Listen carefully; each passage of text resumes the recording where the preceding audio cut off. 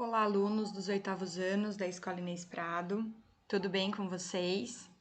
Aqui é a professora Ana Júlia, de Ciências, e eu trouxe aqui novas orientações a respeito do 6º bloco de atividades, né, que já está disponível lá no aplicativo, tá? A gente vai continuar falando sobre a parte da energia, né? E agora vamos focar um pouquinho mais nessa parte da eletricidade, tá? Então, vamos lá. Então, a atividade lá do aplicativo, ela começa, na verdade, dando uma situação, né, que é essa aqui da imagem, ó, da bexiga, né, e do cabelo da menina, que eles acabam se atraindo, né? E no livro didático, se vocês estiverem com ele, né, dá para ver lá um outro exemplo do pente também que atrai alguns papeizinhos, né, picados, tá?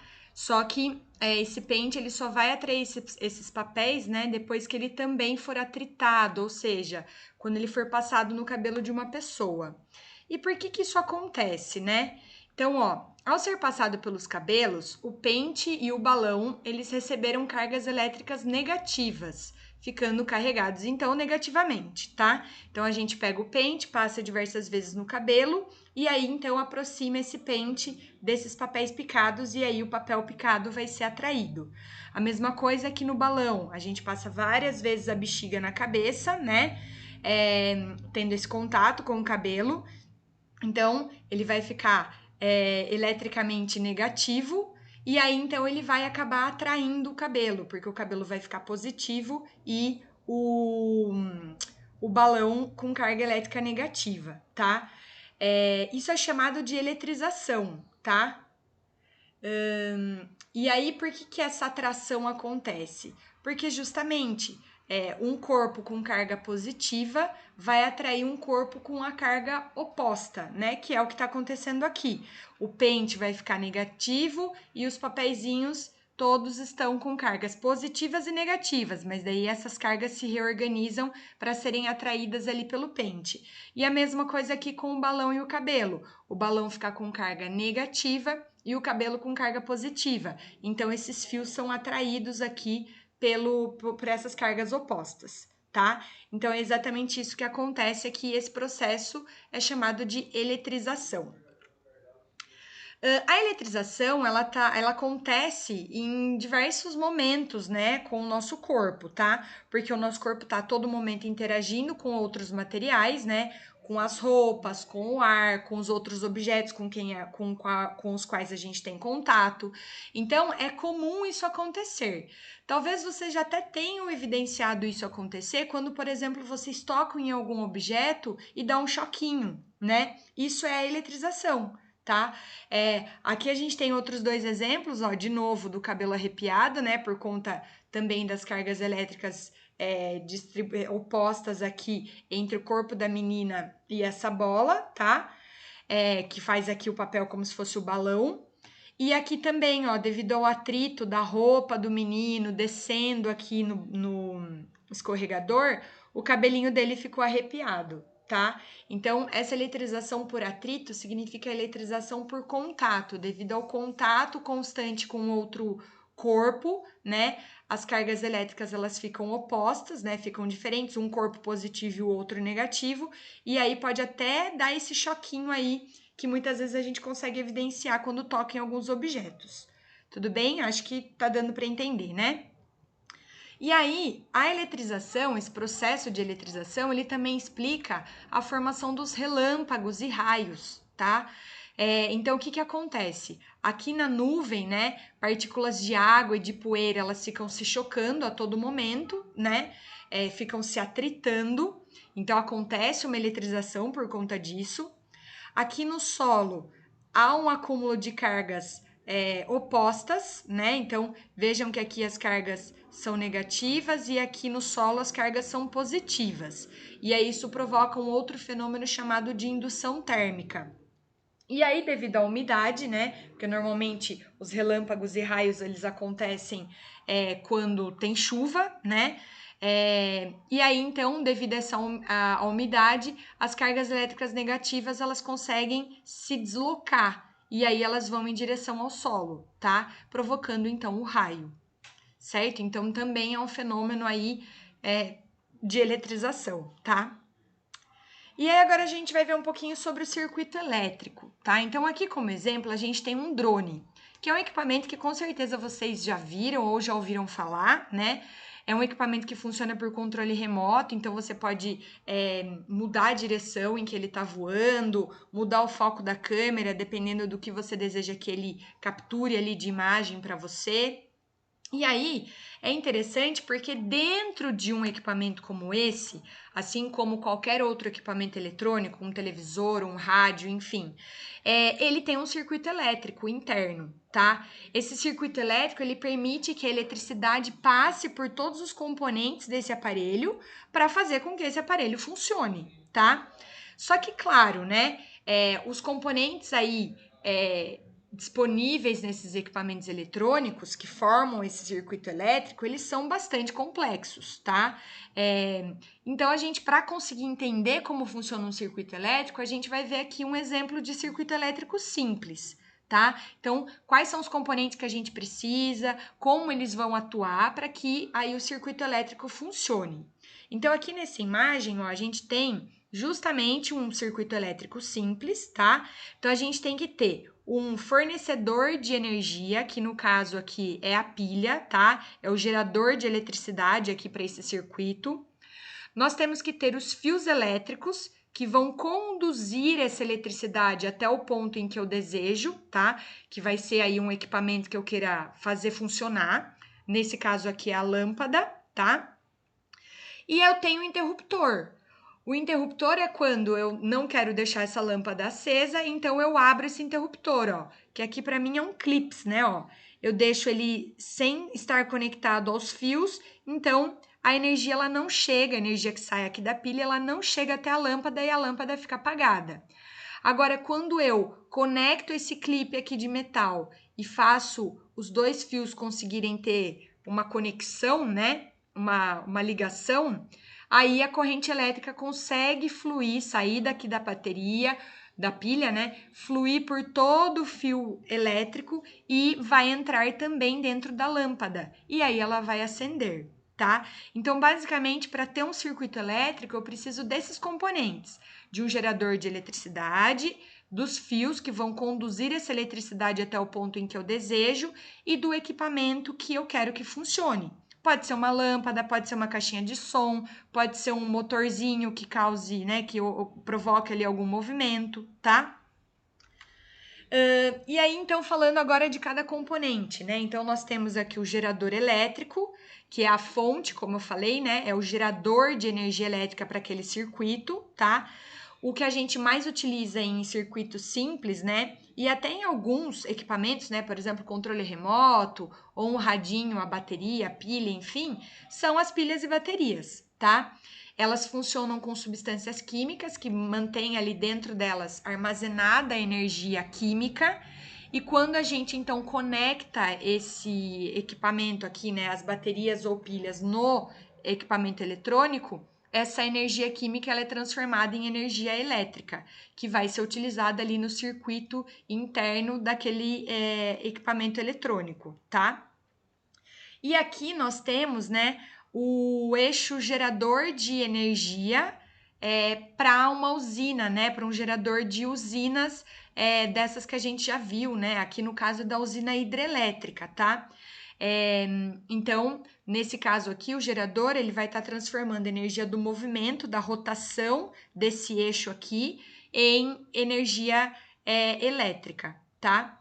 Que é o que acontece na maioria das usinas aí que a gente estudou. E o que seria então a corrente elétrica?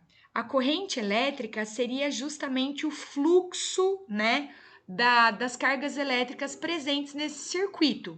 Então, aqui de novo, a gente tem o mesmo exemplo de circuito elétrico, tá? Só que agora tenho essas setinhas que estão justamente indicando a direção, né? O fluxo em que essas cargas elétricas estão percorrendo. Então, elas saem sempre do polo positivo, no caso de uma pilha, né? A corrente elétrica ela sempre vai sair do polo positivo, percorrer o fio elétrico, né? Que é um fio condutor, vai passar aqui pelo meu interruptor, ó, que agora vejam, ele está posicionado para conduzir essa carga elétrica para o próximo fio aqui, até chegar no equipamento que eu quero que funcione, que é a lâmpada. E em seguida, ele continua o seu percurso e entra novamente do lado negativo da pilha, tá? Então, o fluxo de energia é o que forma o que a gente chama de corrente elétrica. E vocês sempre têm que lembrar que a direção com que esse fluxo circula, né, é sempre do polo positivo para o polo negativo, tá? Conforme está expresso aqui no desenho. E aí, agora nós vamos falar um pouquinho sobre condutores e isolantes elétricos. Então, aqui como exemplo, a gente tem um fio, tá? Desses fios comuns mesmo. A gente consegue perceber que aqui dentro, ó, é um fiozinho elétrico, né? É um fio de metal, aliás, que é conhecido como um bom condutor elétrico. Normalmente é feito de cobre esses fios, tá? E essa parte colorida, ó, amarela, verde, azul e vermelha aqui, são materiais isolantes, né? Que são normalmente um revestimento de plástico ou de borracha que vão impedir que a carga elétrica que esteja correndo aqui dentro desse fio metálico passe para fora. Então, por isso que quando a gente tem um equipamento conectado, por exemplo, à tomada, né? Se você toca no fio de borracha dele, mesmo que ele esteja ligado na tomada, você não vai tomar choque, porque esse fio ele vai isolar, ele vai impedir que a energia que está correndo aqui dentro saia, né, para esse material aqui, porque ele isola, ele impede essa condução de eletricidade, tá? Agora, eu não sei se já aconteceu com vocês, mas quando o fio ele tá um pouquinho rachado ou descascado, né? E se ele estiver conectado na tomada, você tocar nessa parte exposta do fio, né, dessa parte de borracha que tá rachada, vai haver a condução de eletricidade do fiozinho de metal para o seu corpo. E aí você vai tomar um choque, tá? Então, esse exemplo aqui é bem simples para demonstrar aí as duas situações. Então, os condutores elétricos são os materiais que têm uma certa facilidade para conduzir a corrente elétrica, tá? E na maioria das vezes esses materiais são metálicos. Então, a gente tem como exemplo aí o ouro, a prata, o cobre, o alumínio, entre outros materiais, tá? E temos os materiais que são isolantes elétricos. Nesse caso, os isolantes, eles vão justamente impedir a condução da corrente elétrica, tá? E que materiais são esses? O plástico, o vidro, o silicone, a madeira e a borracha, entre outros também, tá? Mas esses são os principais. Aqui eu tenho uma situação, vou mostrar aqui para vocês, ó. Depois, se vocês quiserem entrar nesse site, tem lá também no aplicativo, é um simulador, tá? Ele é bem interessante, ó. Aí aqui eu fiz um circuito, montei, aqui a gente tem todas as pecinhas, ó, para poder montar esse circuito.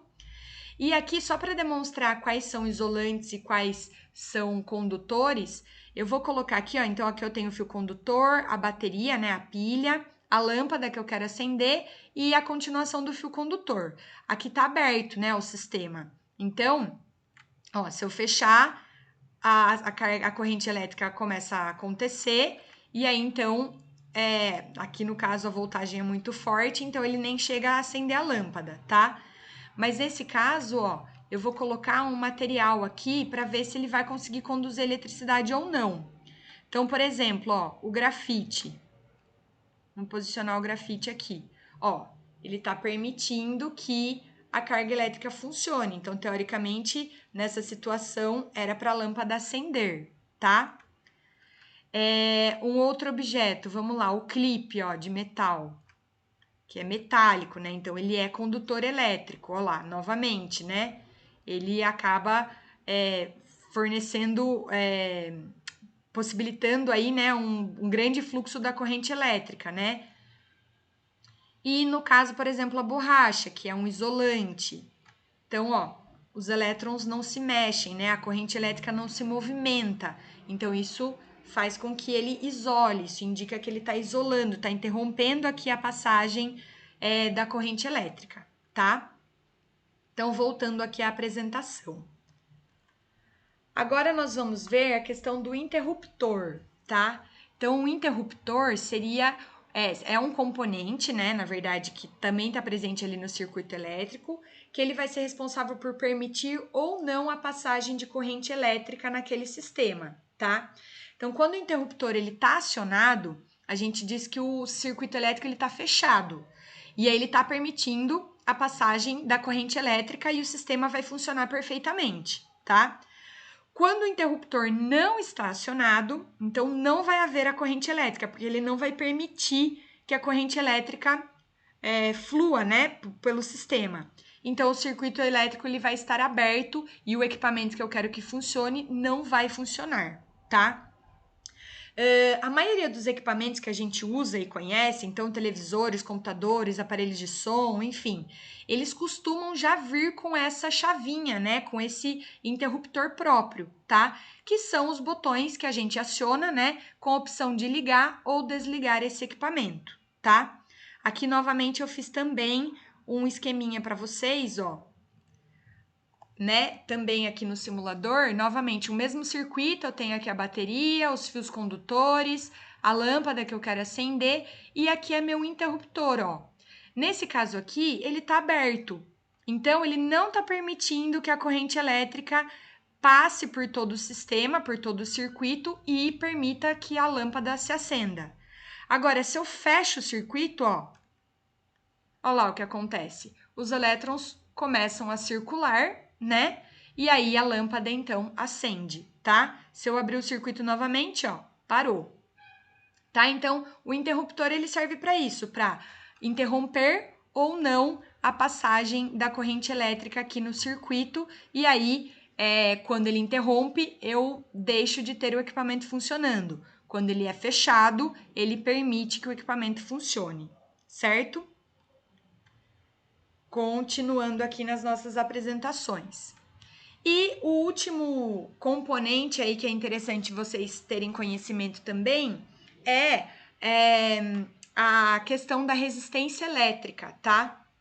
Então, as cargas elétricas, elas enfrentam certa resistência ao passar por um material, mesmo que esse material ele seja um bom condutor elétrico, né? Mesmo que ele seja, por exemplo, um metal, tá? E esse fenômeno, então, é chamado de resistência elétrica. Só que essa resistência elétrica, ela depende de alguns fatores, tá? Então, por exemplo, do comprimento do material. Então, quanto maior o comprimento desse material, né, que eu estou usando como condutor elétrico aí, maior vai ser a resistência das cargas elétricas, né, de enfrentarem esse material, tá? Isso também vai depender da sua temperatura, então quanto maior a temperatura do material ali, maior vai ser a resistência. A espessura do material também vai influenciar, a espessura é o quão grosso ele é, né? Se ele é grosso, se ele é fininho. Então, quanto mais espesso, mais grosso ele for, menor vai ser a resistência elétrica, tá? E também vai depender do tipo de material, porque cada um vai possuir uma resistência elétrica específica, tá?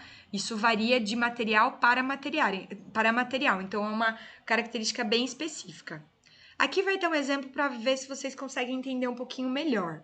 Então, aqui novamente nós temos um circuito elétrico, tá? Então, eu tenho a pilha, os fios elétricos conectados à lâmpada, outros fios aqui conectados a um interruptor, digamos assim.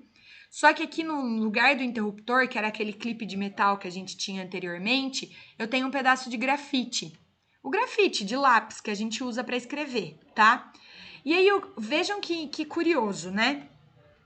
Aqui a gente tem a primeira situação, ó. Então a pessoa tá pegando o fiozinho aqui que tá conectado à lâmpada e colocando bem nessa extremidade, bem no início aqui do grafite, quase direto em contato com o fio condutor que tá vindo ali da pilha, tá? E aí a gente nota que a lâmpada acende.